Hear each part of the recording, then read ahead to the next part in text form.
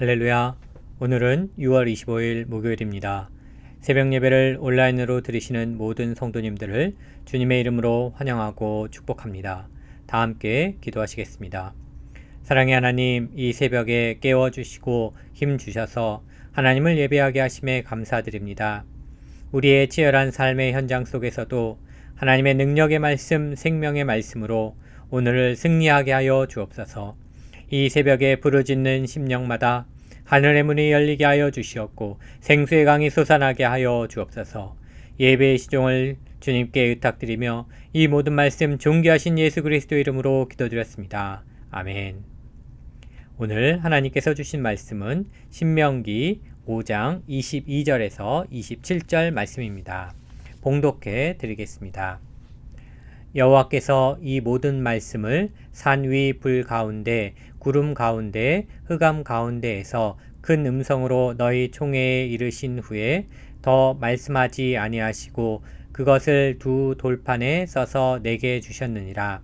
산이 불에 타며 캄캄한 가운데에서 나오는 그 소리를 너희가 듣고 너희 지파의 수령과 장로들이 내게 나와 말하되 우리 하나님 여호와께서 그의 영광과 위엄을 우리에게 보이심에 불 가운데에서 나오는 음성을 우리가 들었고 하나님이 사람과 말씀하시되 그 사람이 생존하는 것을 오늘 우리가 보았나이다.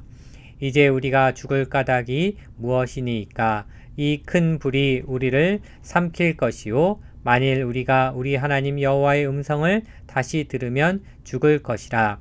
육신을 가진 자로서 우리처럼 살아계시는 하나님의 음성이 불 가운데에서 바람을 듣고 생존한 자가 누구니까? 당신은 가까이 나아가서 우리 하나님 여호와께서 하시는 말씀을 다 듣고 우리 하나님 여호와께서 당신에게 이르시는 것을 다 우리에게 전하소서. 우리가 듣고 행하겠나이다 하였느니라. 아멘. 오늘 하나님께서 주신 말씀을 예수님은 새 언약의 중보자, 예수님은 새 언약의 중보자라는 제목으로 함께 나누겠습니다.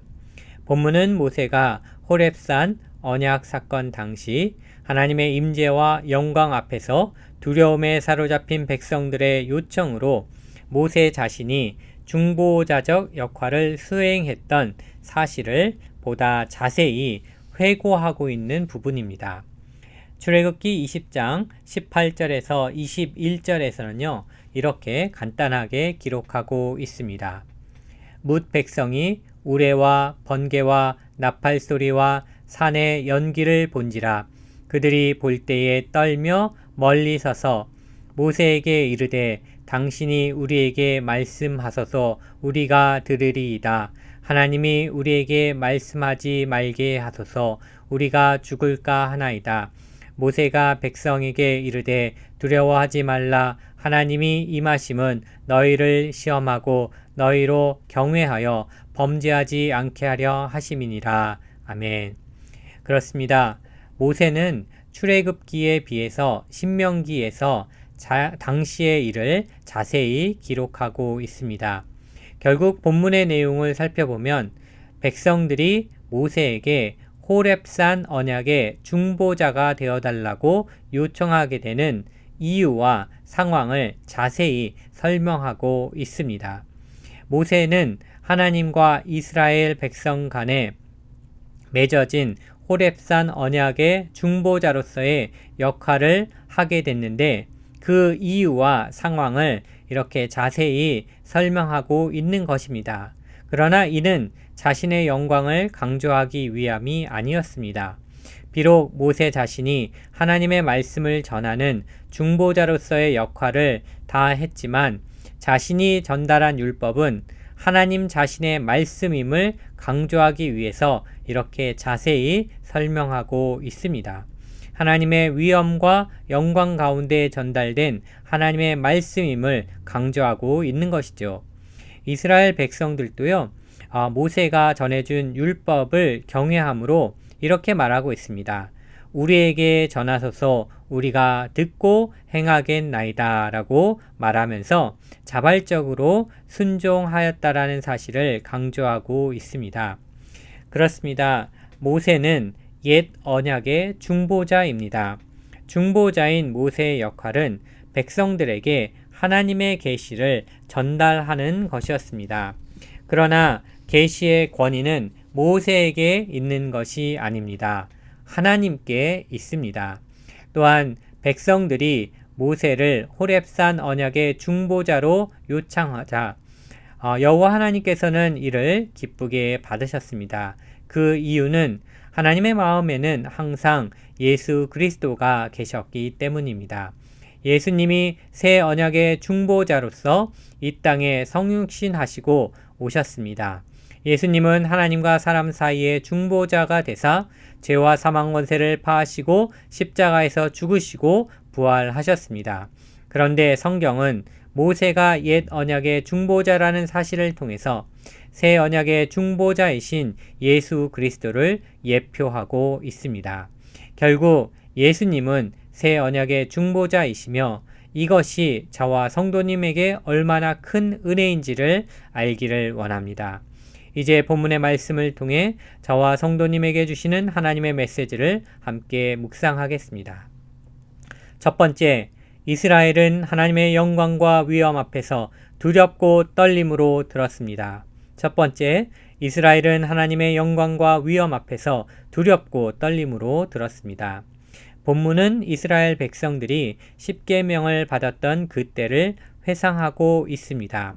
하나님의 음성은 불 가운데, 구름 가운데, 흑암 가운데에서 큰 음성으로 들렸습니다.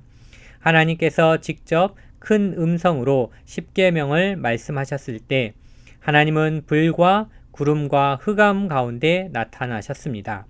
그리고 십계명을 두 돌판에 써서 모세에게 주셨습니다.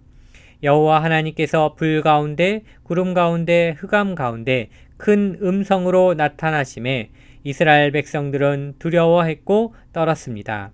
본문 22절에서 26절 사이에 불이라는 단어는 5번이나 나옵니다. 산 위 불 가운데, 산이 불탐에, 불 가운데서 큰 불이 우리를 삼킬 것이요, 불 가운데서 이렇게 매 절마다 하나님의 영광과 위엄 앞에서 이스라엘 백성들은 두렵고 떨림으로 들었습니다. 그리고 백성들의 대표로서 지파의 수령과 장로들이 모세에게 나와 중재를 요청합니다. 그들은 자신들이 하나님의 말씀을 직접 들었을 때에도 살아있었다라는 것은 하나님의 특별한 은혜임을 고백합니다. 그러면서 이렇게 말합니다. 이제 우리가 죽을 까닭이 무엇입니까? 하나님 여호와의 음성을 다시 들으면 죽을 것입니다. 라고 말합니다. 백성들이 이처럼 여호와 하나님의 음성을 직접 듣는다라는 것은 그들에게 두렵고 떨림 그 자체였습니다. 그리고 그 이유는 정확했습니다. 그것은 바로 자신들이 육신을 가진 자이기 때문입니다. 죄인인 인간은 하나님 앞에서 항상 사망과 두려움에 노출되어 있다는 사실을 말하고 있습니다. 그러므로 백성들은 모세가 호렙산 언약의 중재자가 되어주기를 요청합니다.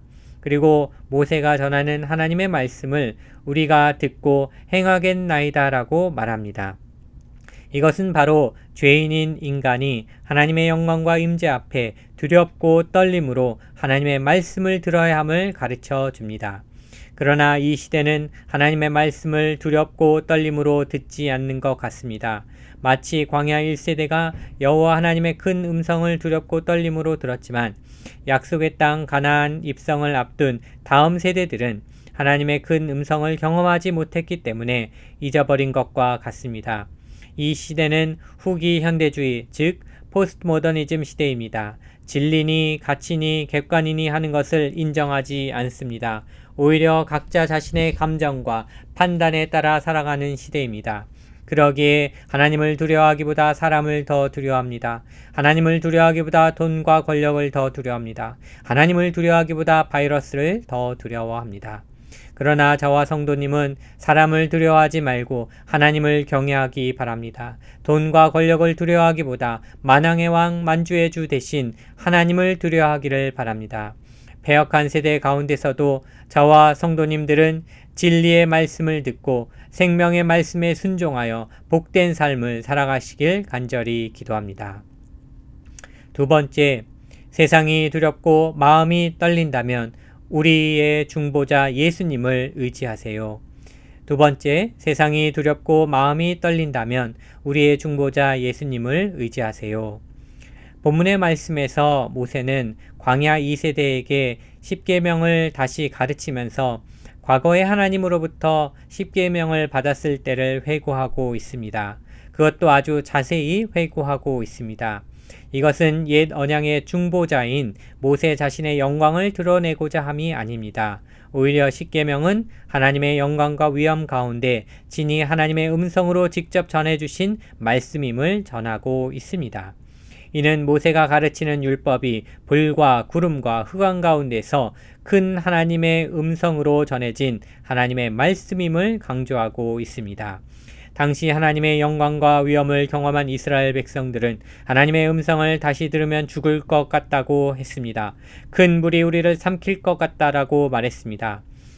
거룩하신 하나님, 의로우신 하나님 앞에 죄인인 인간들이 살아남을 수 없을 것 같다라고 말한 것입니다. 이는 하나님의 크고 놀라운 위엄과 영광 그리고 그 음성에 대한 엄청난 경외감을 토로한 것입니다. 하나님과 백성들 사이에는 반드시 중재자가 필요했습니다. 그리고 모세는 중재자로서의 역할을 했습니다. 이는 모든 인류에게 적용됩니다. 타락 이후 죄로 말미암아 전적으로 부패한 심령과 인성을 지닌 모든 인류에게 적용됩니다. 거룩하시고 의로우신 하나님이 부패한 육신을 가진 인간들에게 나타나셨다는 것은 죽음과 같은 두려움을 의미합니다. 그러나 성경은 인간이 이러한 두려움과 죄로부터 자유함을 얻을 수 있는 길이 있다라고 말합니다. 담대히 하나님 앞에 나아갈 길이 있다라고 말합니다. 그 길은 바로 예수 그리스도이십니다. 예수 그리스도의 보혈의 공로를 의지하여 담대히 하나님 앞에 나아갈 수 있습니다. 왜냐하면 예수 그리스도는 인간의 모든 죄를 십자가에서 사하셨기 때문입니다. 인간의 죄는 용서받았습니다. 예수 그리스도로 말미암아 인간의 모든 죄값은 지불되었습니다. 완전히 소멸되었습니다. 그러기에 예수님을 의지하는 자는 더 이상 무서워할 필요가 없습니다. 뻔뻔하지만 담대하게 하나님의 보좌 앞에 나아가면 됩니다. 바로 이러한 은혜가 저와 성도님들에게 임한 줄 믿습니다. 죽을 수밖에 없는 인생들을 위해 새 언약의 중보자 되신 예수 그리스도를 의지할 때 두려워 떨 필요가 없습니다. 세상이 두렵고 마음이 떨릴 때 우리의 중보자 예수 그리스도를 의지하시기 바랍니다. 세상에서 억울한 일을 당할 때에 예수님을 의지하세요. 예수님을 의지하면 만왕의 왕 만주의 주 대신 하나님의 보좌 앞에 담대히 나아갈 수 있습니다. 하나님의 보좌 앞에 나아가 부르짖기를 바랍니다. 하나님의 말씀을 듣기를 원합니다. 능력의 말씀, 생명의 말씀을 듣고 행할 때 세상을 이기는 믿음, 세상이 감당할 수 없는 믿음, 세상이 알 수 없는 평강을 주님이 주실 줄 믿습니다. 이러한 은혜가 오늘도 저와 성도님의 삶 가운데 임하시기를 간절히 주님의 이름으로 축원합니다. 다 함께 기도하시겠습니다. 이 시간 말씀을 생각하며 함께 기도하기를 원합니다. 사람을 두려워하기보다 하나님을 두려워하는 인생 되게 하여 주옵소서. 두 번째로는 세상이 두렵고 마음이 떨 때 우리의 영원한 중보자 되신 예수님을 의지하며 오늘도 능력의 말씀, 생명의 말씀으로 승리하게 하여 주옵소서. 다 함께 기도하시겠습니다.